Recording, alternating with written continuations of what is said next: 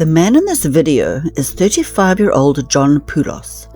He recently walked out on his wife and 3 kids, transferring their entire marital estate to an offshore trust, leaving them in a state of financial hardship while he embarked on a new life with a 21-year-old DJ from Colombia who he met online. While his family back home were left to fend for themselves, John travelled the world with his new love interest, even bragging on Twitter about the woman from Colombia who he had invited on a vacation before even meeting her. This tweet was posted in December 2022, and just over a month later, surveillance footage captured John trying to dispose of his girlfriend's lifeless body and subsequently trying to flee the country. This is the shocking case of Nelson Poulos. Nelson Poulos was born in 1988 in Franklin, Wisconsin. He married his high school sweetheart, Ashley, in 2009, and the couple had 3 beautiful kids together. To the outside world, they seemed to be the perfect pair. But in 2016, their happy family was dealt a devastating blow. Their eldest son, just 4 years old at the time, was diagnosed with an extremely rare form of cancer, affecting only 350 people annually. John and Ashley became tireless advocates for their son, fighting for FDA approval of a promising new treatment and rallying community support to raise $60,000 for medical bills. In 2017, after 13 grueling hours in surgery to remove 150 tumors, the Poulos brave little boy finally emerged cancer-free. His inspirational journey resonated nationwide, and the family were even invited as honored guests of the Speaker of the House for the President's State of the Union address in 2018. There the family epitomized strength, hope, and perseverance in the face of such frightening odds. They became a symbol of hope for many couples throughout America. Yet few could have imagined the tragic troubles that would soon embroil the Poulos household. What many didn't know was that behind closed doors, the Poulos' marriage was far from perfect. John's abusive and controlling nature had taken its toll on Ashley.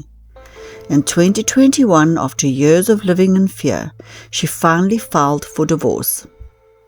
Before the divorce was even finalized, John transferred the family's entire marital estate into an offshore trust, leaving Ashley and the children with nothing.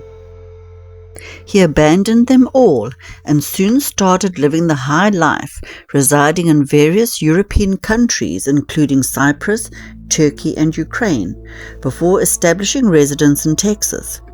John also completely withdrew from his children's lives, not seeing them in person since leaving Wisconsin in January 2021.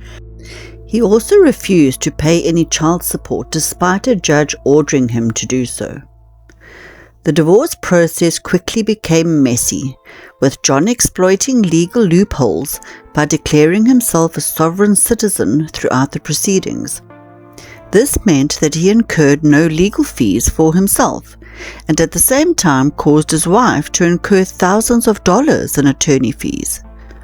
What his wife didn't know at the time was that while their divorce proceedings were still ongoing, John had already moved on and had met someone new. In April 2022, John met 21-year-old Valentina Trespalacios on the popular dating app Tinder. She was a popular DJ who was making a name for herself in Colombia's capital. She started DJing in her teens and by 21 had become a big part of Bogota's nightlife. She specialized in Latin dance music like reggaeton and guaracha, playing at all the top clubs, and was even named the Breakthrough DJ of the Year at the Colombia Dance Awards in 2019. John fell hard and fast for Valentina, so much so that before even meeting her in person, he invited her on an all-expenses-paid luxury vacation to Cancun, Mexico. Here the two got to know each other better and decided to make their relationship official. What followed was a jet-setting relationship, with John making multiple trips to Colombia over the next several months to visit Valentina in Bogota. He showered her with lavish weekly gifts of cash, though the exact amounts are unknown. It was clear that John was completely smitten, and only a few months into dating, he proposed marriage.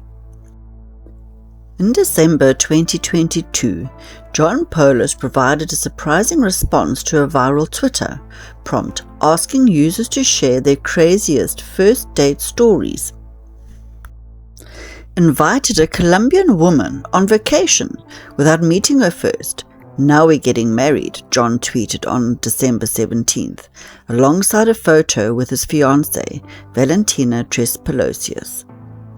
At the time, the post painted a picture of an enviable modern romance that bloomed across continents online.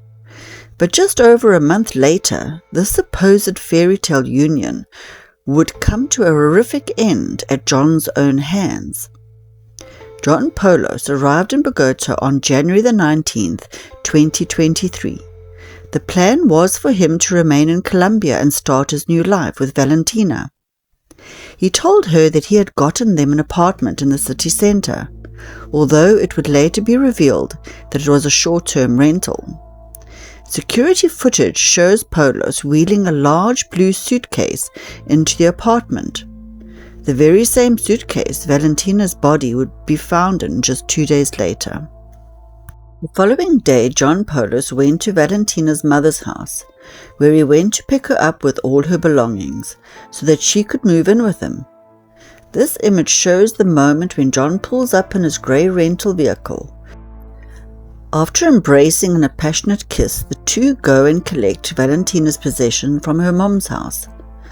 After loading up Valentina's belongings, they set off to John's apartment, where cameras captured them entering the building together shortly after 7 p.m. The couple then spent the next 2 hours in the apartment before once again leaving together.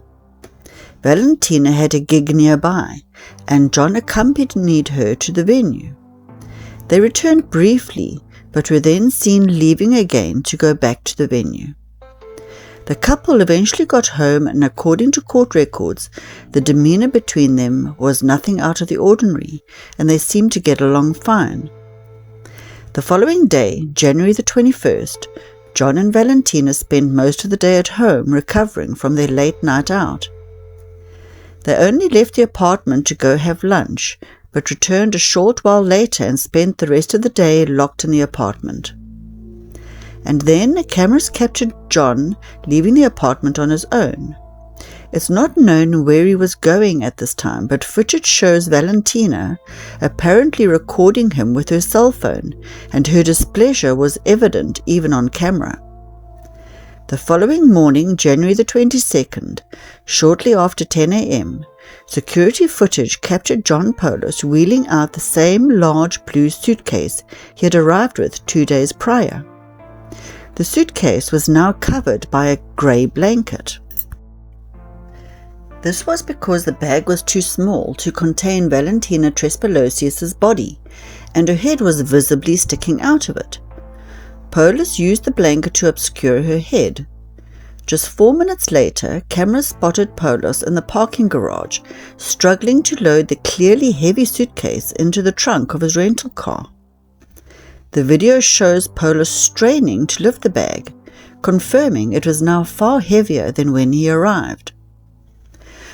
John Poulos then sets off, and cameras along the way capture him driving the rental vehicle in the direction of Los Cambulos neighborhood. Poulos stopped near a dumpster in this area, where he abandoned the suitcase containing Valentina's body. He immediately sets off again and drives towards Bogota's airport. Cameras showed him arriving at the airport before he boards a plane and leaves the country. That evening, a homeless man who was rummaging through the dumpsters in the Los Cambulos neighborhood came across a blue suitcase with the head of a female protruding from it. He immediately called police, who soon confirmed the body to be that of Valentina Trespalacios. Her body told the story of a brutal attack, with extensive bruising on her neck and severe head trauma. Police immediately knew who their main suspect was, and knowing that he held an American passport, they knew that the chances were high that he would attempt to flee the country. Colombian police rushed to place John Poulos on a no-fly list to prevent his escape, but upon arriving at the airport, they learned he had already fled the country, boarding a flight to Panama City earlier that day. What was even more horrifying was that the police learned that John Poulos had purchased onward tickets from Panama to Turkey and then Montenegro, a country that had no extradition agreement with Colombia. Recognizing the urgency of the situation, Colombian authorities swiftly contacted law enforcement counterparts in Panama, hoping to intercept Poulos before he flew to Montenegro and was out of their grasp for good. Luckily for the police, they were able to intercept John Poulos just as he was about to board his flight from Panama, and police arrested him and extradited him back to Colombia. Despite the strong evidence against him, Poulos staunchly maintained his innocence and even went as far as to blame Valentina's murder on the Medellin cartel, a now defunct cartel in Colombia that was once headed by notorious gang boss Pablo Escobar.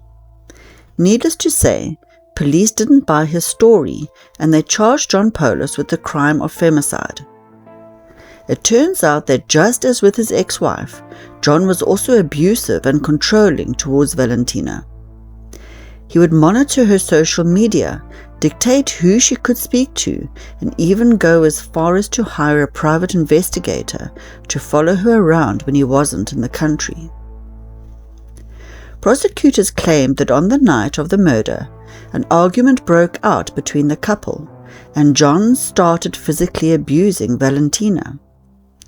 This was evident by the amount of bruises on her body.